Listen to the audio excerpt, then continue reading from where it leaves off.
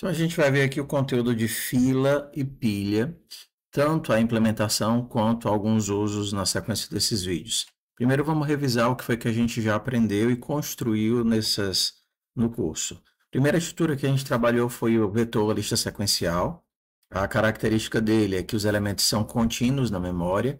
Isso faz com que trabalhar com o vetor me dê operações que são cache friendly, ou seja, são amigáveis ao cache. O processador ele não trabalha copiando para as memórias internas, byte por byte, mas normalmente em blocos de memória. E quando os meus elementos são contínuos na memória, é mais fácil copiar esse bloco de elementos para dentro do processador. Então, o vetor ele tem a seu favor já essa característica. O vetor ele também é chamado de lista sequencial. A gente vai colocando os elementos. O próximo elemento aqui, no caso, seria depois do 3, seria o índice 0, 1, 2, 3, 4. E esse espaço aqui, que eu deixei marcado, de x, ele representa a capacidade, o quanto eu ainda consigo inserir no vetor, antes que eu precise redimensionar.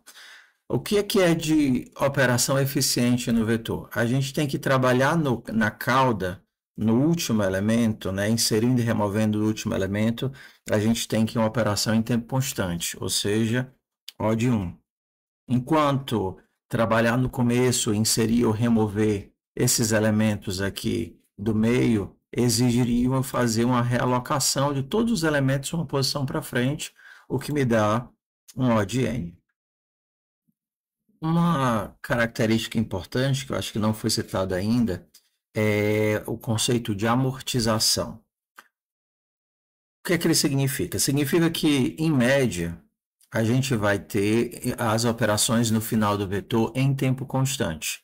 Ou seja, é só inserir ou remover, é manipular o size ou manipular o índice. Se por acaso eu chego em uma posição que é o final do vetor, né, o final da capacidade, e eu preciso aumentar essa capacidade, essa operação é feita em tempo linear, né, ou seja, está relacionada ao tamanho do vetor, é O de n. Porque como essa operação de inserir no final e ter que realocar todo o vetor, ela acontece de forma muito raramente, nós podemos dizer que de forma amortizada, ou seja, em média, diluidamente, inserir no final do vetor é O de 1. Então a gente acaba escrevendo que inserir no final de 1 do vetor é O de 1 amortizado, ou seja, em média é O de 1 tirando os casos excepcionais, onde a gente vai ter um pico de esforço para poder continuar fazendo a inserção.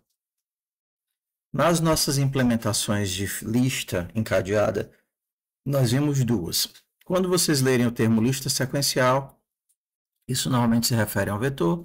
Quando vocês leem o termo lista encadeada, a gente tem a estrutura de nós que nós vimos, onde cada elemento é guardado em um bloquinho de memória e aponta para o próximo elemento.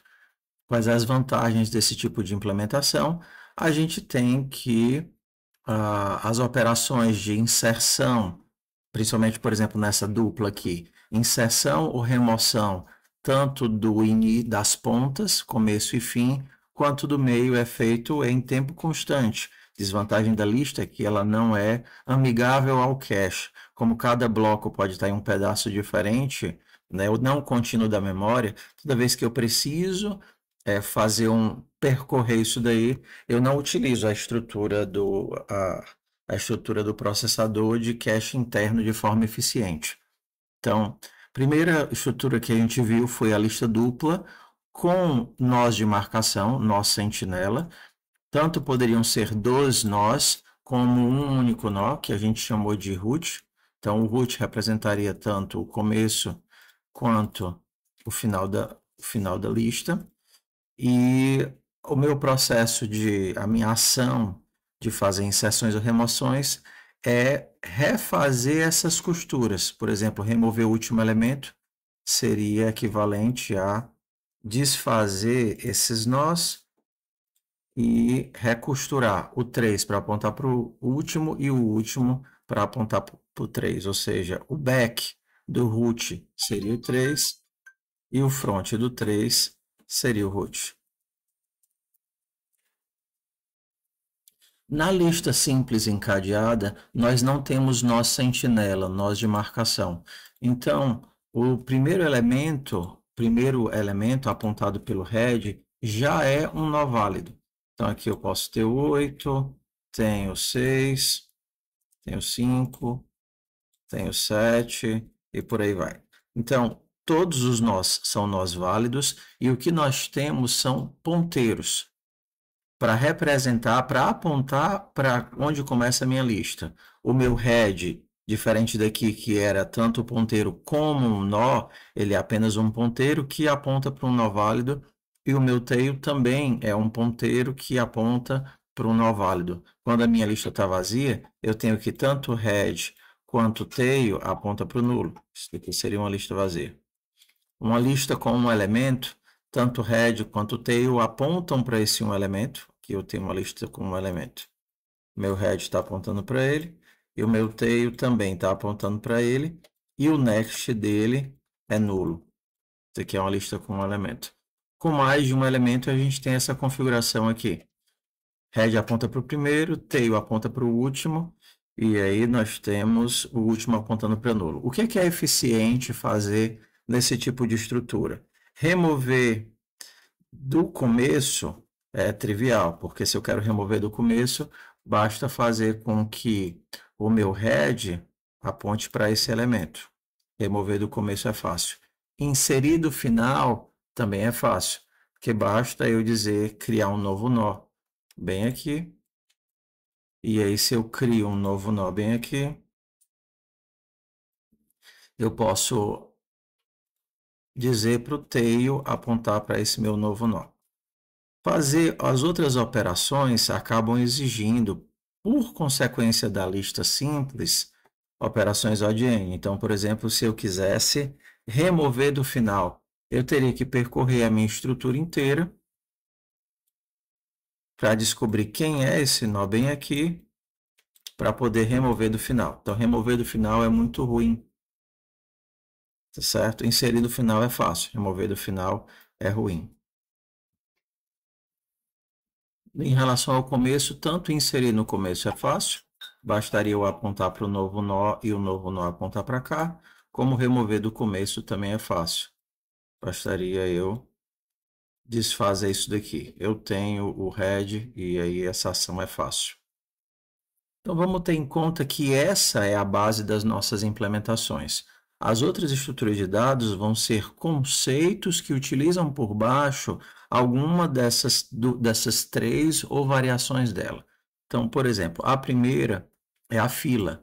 Com a fila, eu tenho uma estrutura, não importa como ela é agora, mas que eu faço a inserção de um lado e a remoção do outro lado.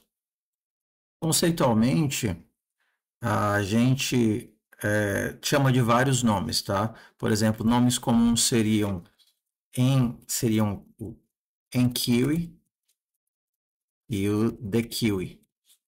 Seria o empilhar e o desempilhar. Nas linguagens, a gente vai achar esse negócio como push front, push back, ou então push back. E o dequeue seria, por exemplo, um pop front. Ou então, dependendo da linguagem, a gente teria um add left, add right, add left e um rm right. Então, normalmente a gente usa a ideia de inserir aqui e remover aqui. Então a gente insere pela direita e remove do final. Seria equivalente a se eu tivesse no vetor fazer um pushback para inserir e um pop front para remover. Se eu tivesse numa lista duplamente encadeada, isso daqui teria trivial. E se eu tivesse numa lista simplesmente encadeada, ainda assim seria trivial, porque na lista simples inserir no final é trivial, né, tempo constante, e remover do começo é tempo constante. Então, tá aqui, a gente tem a ideia da fila.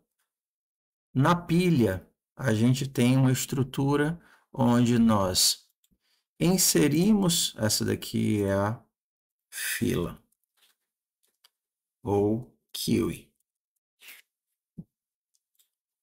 Na pilha, nós temos uma estrutura ainda mais simples,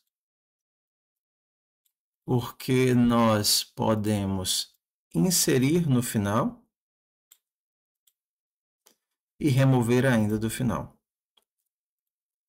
Essa daqui é a pilha.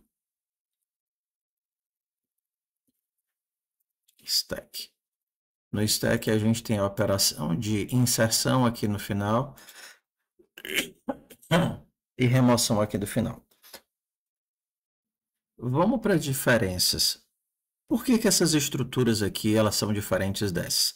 Normalmente essas estruturas de baixo aqui elas são a base e elas têm vários modelos de manipulação aqui, mesmo que no vetor seja ineficiente inserir ou remover do começo, as linguagens vão te dar essa operação, tá certo? Mesmo que você esteja em Java e inserir ou acessar via índice a lista seja ineficiente, o Java vai te dar a opção de acessar via índice, mas aqui não. Essas estruturas são estruturas voltadas para algoritmos. E, às vezes, nem a opção de percorrimento você vai ter. Você não vai ter iterador, você não vai ter percorrimento, você não vai ter uma operação de find. Por quê? Porque ela é pensada para ser restritiva, para garantir que o teu algoritmo ou as tuas ações só fazem o que a estrutura de dados permite que ela faça. Então, no caso da fila, vamos imaginar que a gente tem uma única operação de push. Aqui seria a nossa operação de push, eu estou inserindo, e aqui eu teria minha operação de pop. Normalmente, eu só tenho acesso a olhar, a consultar, a enxergar o elemento que está aqui, o elemento que está na ponta, né? Ver esse elemento seria normalmente uma operação de pick, né? Olhar, né? Consultar. A minha única ação é conseguir consultar esse elemento, o elemento da pontinha, o elemento que está na cabeça da fila. Em relação à pilha, normalmente a gente pensa na pilha de cima para baixo, né? Esse elemento que está bem aqui é o elemento que eu consigo consultar. A minha operação de push seria aqui. A operação de pop seria aqui. E esse daqui, imaginando que a minha fila está em pé, acessá-lo seria uma operação de acessar o topo, né? Um top. Né? Só que esses nomes eles vão mudando de linguagem para linguagem, mas o conceito permanece o mesmo. Uma generalização desse conceito, que normalmente é o que está implementado, por exemplo, em Python, é o Double-Ended Queue. Seria um deck. Um deck é uma estrutura, deck, Double-Ended Queue. Uma estrutura que permite inserção e remoção em ambas as pontas. Então, ele seria uma generalização desses dois, onde eu posso inserir no final, remover do final, inserir no começo e remover do começo. Por exemplo, o Python só vai ter o deck. Se eu tenho o deck, eu posso muito bem utilizar para tanto implementar fila e pilha. O que é que a gente não vai ter nessas três estruturas? A gente não vai ter inserções e remoções no meio. E normalmente a gente também não vai ter operações de consulta. Eles não foram pensados para ser assim. Nem percorrimento, tá? Em alguns casos, por exemplo, C++, se você quer imprimir uma pilha, você tem que ir desempilhando todos os elementos para conseguir imprimir o conteúdo da tua pilha. Então, no deck, os elementos que nós acessamos normalmente são esse, o último e o primeiro. Dependendo da linguagem, você vai chamar esse cara de right, esse de left. Então, esse daqui seria um push right, um pop right, esse seria um push left, um pop left. Por exemplo, em C++, a gente chama esse daqui de front e esse daqui de back. Então, nós teríamos o push front, push back e pop back. Então, como é que essas estruturas de dados aqui são implementadas? Ou a gente utiliza um vetor, ou uma lista dupla, ou uma lista simples, ou então uma combinação dessas técnicas. Uma estrutura bem assim, comum de ser encontrada por baixo dos panos na implementação é o que nós temos de chunked list. Ao invés de ser um nó guardando cada um dos elementos, nós temos que, na chunked list, né, na lista em chunks, nós temos blocos de dados referenciados por ponteiros. Então, nós conseguimos amortizar, né, uma série de problemas. Por exemplo, a gente tem a vantagem de, no caso aqui, a gente teria o head, uma lista dupla aqui, ou então simples, mas a gente tem a vantagem do cache friendly. Ao invés de simplesmente copiar um elemento, eu copio o bloco todo e eu coloco os elementos de forma sequencial dentro do meu bloco. 1, 2, 3, 4, 5, por exemplo, em múltiplos normalmente de 2, né? 32 ou 64 blocos, 64 elementos. Então, se eu quero remover um elemento daqui, basta que eu manipule esse bloco, né? Ao invés de ter que, como no vetor, alterar todos os 100, os 1000 elementos. Estou imaginando que, para fazer a conta, né? Cada um desses bloquinhos aqui tem 10 elementos, só para simplificar, e eu quero remover esse, eu só preciso manipular esses que estão aqui para frente, né? Se eu quero acessar o elemento 230, eu olho o primeiro bloco, vejo o size dele, tem 40 elementos, ok, já tenho 40. Pulo para o segundo, olho o size dele, tem 50 elementos, ok, já estou no 90. E assim eu vou minimizando a quantidade de saltos que eu preciso dar. Então, a primeira estrutura que a gente tem, chunked list. A segunda estrutura, que é a mais comum e dá suporte a todas as operações de fila e lista, é utilizar um único vetor, mas pensar no acesso de forma circular. Então, vamos imaginar aqui que eu vou ter um elemento para representar o front, né? Um índice para representar um front e um índice para representar o back. Então, vamos chamar esse daqui de front, tá certo? E com o front eu vou chamar de size, então não vou utilizar esse daqui não para se aproximar mais da implementação que vocês vão fazer. Então, se eu tenho front e eu tenho um único elemento, se eu tenho front e size igual a zero, vou fazer assim, size igual a zero, então eu não tenho nenhum elemento. Conforme eu vou dando pushback, eu vou calculando para onde vai ser o meu último elemento. No caso, o índice do pushback vai ser igual ao front mais size mod capacity. Vamos imaginar que isso tudo é a capacidade do meu vetor. Então, se eu dou um pushback, o meu size, que era 0, vai para 1. E eu insiro aqui na posição 0 e o meu último elemento é como se viesse, né? Coloquei o valor bem aqui, coloquei o 3 e aí eu fiz um pushback. Conforme eu vou fazendo pushback, vamos lá, a gente só tem front e size. O size vai aumentando e os meus elementos vão sendo colocados bem aqui. Na hora que eu tenho pop back, o size vai diminuindo. Na hora que eu faço um pop front, o índice que representa o front incrementa. Pop front, pop front. Então, o meu vetor, ele agora, ele está daqui até aqui. E aí eu vou manipulando. Dou um pop back, o size aumenta. Dou um pop back, o size aumenta. Dou um pop front, o front aumenta, ou seja, retirar da frente. Se eu faço um push front, eu coloco na frente. Só que você tem que imaginar que esse vetor ele é circular. Então, o que aconteceria se eu começasse a inserir além do último? Ou seja, pensando de forma circular, é como se eu estivesse inserindo aqui, f mais size além do último. Só que de forma prática, na hora que eu faço esse módulo capacidade, o último vai ser inserido aqui no começo.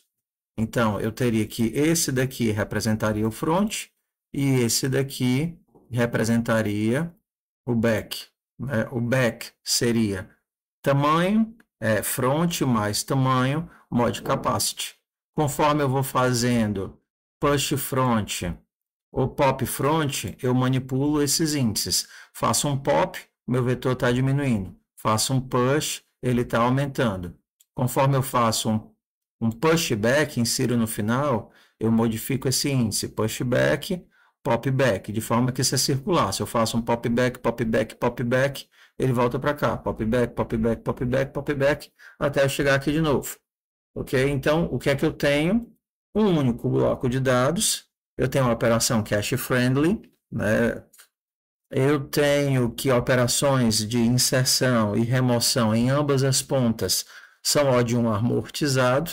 Eu digo amortizado porque na hora que eu fizer pushback, pushback, pushback, inserir, inserir, inserir, que ele chegar no limite, não cabe mais nenhum elemento, ok? O último vai estar aqui, né? F mais size, tamanho vai ser igual à capacidade, eu vou precisar criar um novo bloco de dados com o dobro de tamanho, vou fazer um laço a partir desse elemento, primeiro copiando todo mundo que está aqui, né?